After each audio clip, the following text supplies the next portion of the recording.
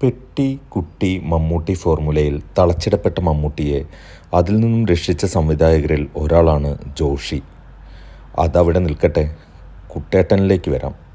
അതിനു മുൻപ് നിങ്ങൾ ദയവായി ഒന്ന് സബ്സ്ക്രൈബ് ചെയ്താൽ അതെനിക്ക് തീർച്ചയായും ഒരു പ്രചോദനമാകും. അപ്പോൾ കുട്ടേട്ടൻ ലോഹിതദാസിൽ നിന്നും ജോഷിയിൽ നിന്നും പ്രതീക്ഷിച്ച ഒരു സിനിമയായിരുന്നില്ല ഇത്. പ്രത്യേകിച്ചും മമ്മൂട്ടിയെ വെച്ച്. പ്ലേബോയ് ആയ മമ്മൂട്ടി ഫ്ലീട്ടിംഗ് എന്നതിൻ്റെ പര്യായമായി പല ഘട്ടങ്ങളിലും മാറുന്നുണ്ട്. മമ്മൂട്ടിയുടെ മുൻപിൽ വന്നുപെടുന്ന എല്ലാ സ്ത്രീ കഥാപാത്രങ്ങളും പ്രായഭേദമന്യേ അയാളുടെ ഈ പെരുമാറ്റ വൈകല്യത്തിന് ഇരകളാവുന്നുണ്ട്. മമ്മൂട്ടിയോടൊപ്പമോ അല്ലെങ്കിൽ ഒരു പടി മുകളിലോ ആണ് തിലകൻ്റെ കഥാപാത്രവും. ഈ സ്വഭാവത്തിൻ്റെ മൂർത്തിഭാവത്തിലാണ് തിലകൻ ശക്തനായ വില്ലനായി മാറുന്നത് പോലും.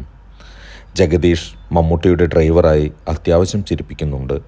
മമ്മൂട്ടിയുടെ ഭാര്യയായി സരിതയും നന്നായി അഭിനയിച്ചിട്ടുണ്ട്. ട്രാജിക് ക്ലൈമാക്സ് മാറ്റി നിർത്തിയാൽ നന്നായി ചിരിച്ചു കാണാൻ കഴിയുന്ന സിനിമയാണ് കുട്ടേട്ടൻ.